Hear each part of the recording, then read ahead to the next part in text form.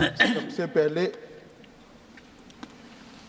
इस घटना में जितने भी लोग हताहत हुए हैं, जो घायल हुए हैं, वो सभी के परिवारजनों के साथ मैं मेरी संवेदना व्यक्त करना चाहता हूं और बड़े दुख के साथ आज मैं उनके प्रति अपार संवेदना के साथ इस सदन में खड़ा हुआ हूं। जैसा मैंने पहले कहा कि सरकार की ओर से जवाब श्री नित्यानंद राय ही देने वाले हैं। जब यहाँ पर 1 घंटे की चर्चा आपने अनुमोदित की, तब मुझे था कि आज का दिन शायद राजनीति से परे रहेगा, इस पर राजनीतिक टीका टिप्पणियां नहीं होगी। खैर, उद्देश्य से या जानकारी के अभाव से कुछ टिप्पणियां भी हुई और कुछ सदन को पूरा देश देखता है, इसलिए देश के सामने कोई गलतफहमी न हो जाए, इसलिए मैं स्पष्टता करने के लिए खड़ा हुआ। दोषारोपण हुआ या जानकारी के अभाव में मुझे मालूम नहीं है, मगर मुझे स्पष्टता करनी है माननीय महोदय, आपके माध्यम से, सदन से और सदन के माध्यम से पूरे देश को। Early warning, early warning, early warning, early warning बोलते ही गए। अंग्रेजी में जितने भी गंभीर प्रकार के शब्द है अपने भाषण में डालकर इसको बताया गया। मैं सदन के सामने स्पष्टता करना चाहता हूं, 23 जुलाई को केरल सरकार को अर्ली वार्निंग भारत सरकार की ओर से दी गई थी। 23 जुलाई को, 7 दिन पहले, फिर 24 को गई, फिर 25 को गई, 26 तारीख को मान्यवर ये कहा गया कि 20 सेंटीमीटर से ज्यादा वर्षा होगी, भारी वर्षा होगी, लैंडस्लाइड होने की संभावना है, मड भी रस होकर आ सकता है और लोग इसके अंदर दबकर मर भी सकते हैं।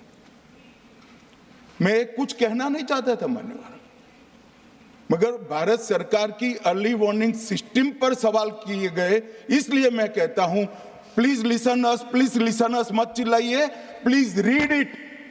जो वार्निंग भेजा है उसको पढ़िए जरा। और इस देश में कई राज्य सरकारें ऐसी हैं जिन्होंने इस प्रकार की वार्निंग का उपयोग कर कर जीरो कैजुअलिटी डिजास्टर मैनेजमेंट किया है।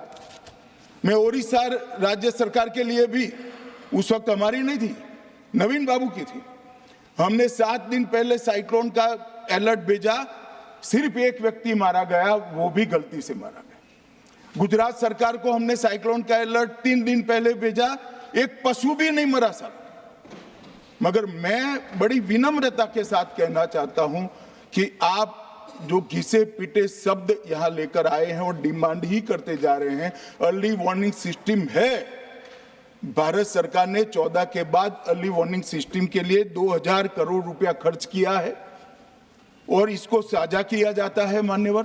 7 दिन पहले हर राज्य को सूचना भेजी जाती है और वो सूचना साइट पर सबके लिए भी उपलब्ध है, मान्य सांसदों के लिए भी उपलब्ध है। मगर कुछ लोगों को है कि यहाँ की साइटें खोलते ही नहीं है, विदेश की ही खोलते हैं। तो अब विदेश में तो इसकी अर्ली वार्निंग सिस्टम आएगी नहीं, हमारी साइट देखनी पड़ेगी मान्यवर।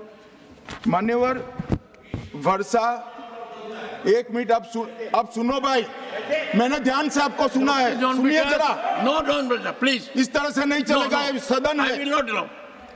The facts and figures and details are being imparted. Please, मान्यवर, Honorable Minister. मैं तो उस उद्देश्य से ही कहता हूं इसको सुनकर सभी राज्य अलर्ट हो, अर्ली में अलर्ट हो जाए। मेरा किसी को ताना लगाने का आशय नहीं है।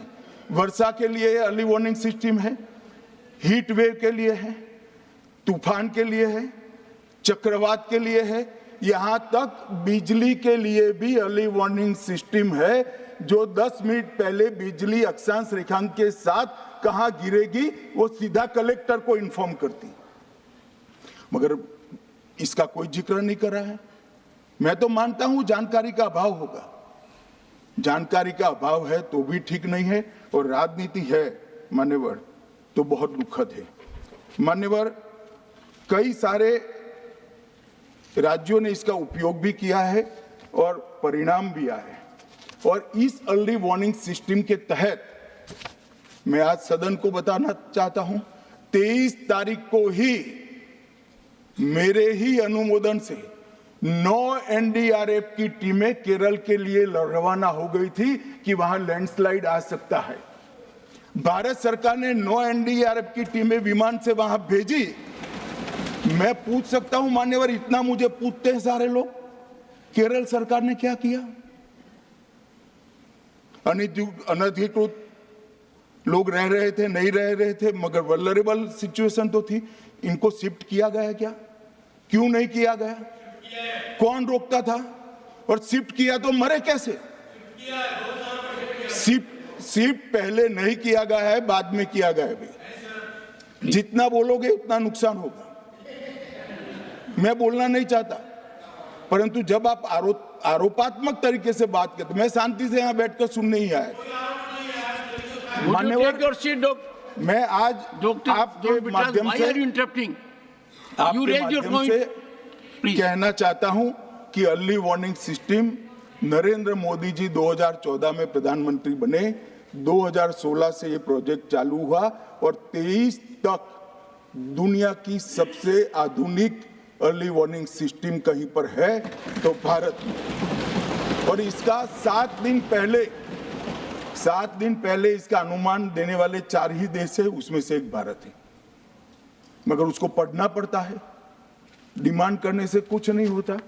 मान्यवर, जो उन्होंने कहा कि भाई डिजास्टर के पैसे रिलीज करने का राज्य के साथ पास अधिकार नहीं है, वो गलत है। मान्यवर, मैं इसकी भी स्पष्टता करना चाहता हूं क्योंकि सदन का रिकॉर्ड साफ रहना चाहिए।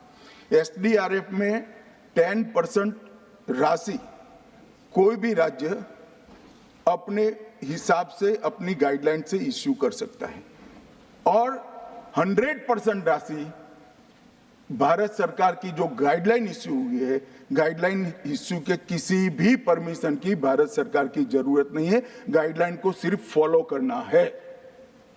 मगर जो ये डिजास्टर के पैसे हैं और कोई हेड के अंदर तो खर्च नहीं हो सकते, हमें इतना तो चेक एंड बैलेंस रखना पड़ेगा। तो फिर भी 10% खर्च तो डिजास्टर के नाम से कुछ भी आप करें कोई नहीं पूछता। 90% खर्च आप गाइडलाइन के हिसाब से डिजास्टर के लिए भारत सरकार की कोई परमिशन लेने की जरूरत नहीं। और बंगाल का भी कहा मान्यवर, डिटेल स्टेटमेंट नित्यानंद जी पढ़ेगी, मतलब मैं स्ट्रक्चर्ड स्टेटमेंट नहीं दे रहा हूं, सिर्फ स्पष्टताएं कर रहा हूं।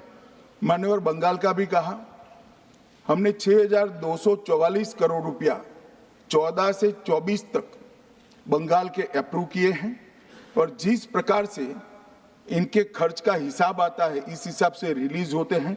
उसमें से 4,619 4619 करोड़ रुपया हमने रीएम्बर्स कर दिया है, मगर वहां थोड़ा प्रॉब्लम है हिसाब भेजने में। अब वो तो मैं अच्छे से नहीं कर सकता साहब, बंगाल ने ही करना पड़ेगा।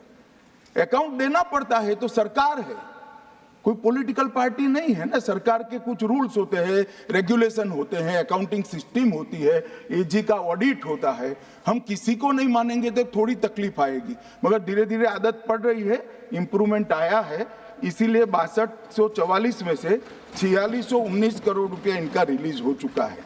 और मैं फिर से कहना चाहता हूं मान्यवर, अर्ली वार्निंग सिस्टम दी गई थी, इसीलिए 23 तारीख को हमने एनडीआरएफ की 9 बटालियन वहां पर 9 बटालियन वहां पर हमने भेज दी थी और 3 कल रवाना करी है। एनडीआरएफ की बटालियन उतरने से भी अलर्ट अगर हो जाते तो काफी कुछ बच जाता, मगर मैं किसी पे दोषारोपण नहीं करना चाहता हूं। ये समय है केरल की सरकार के साथ खड़ा रहने का, केरल की जनता के साथ खड़ा रहने का और जो लोगों की हानि हुई है उनके साथ खड़ा रहने का।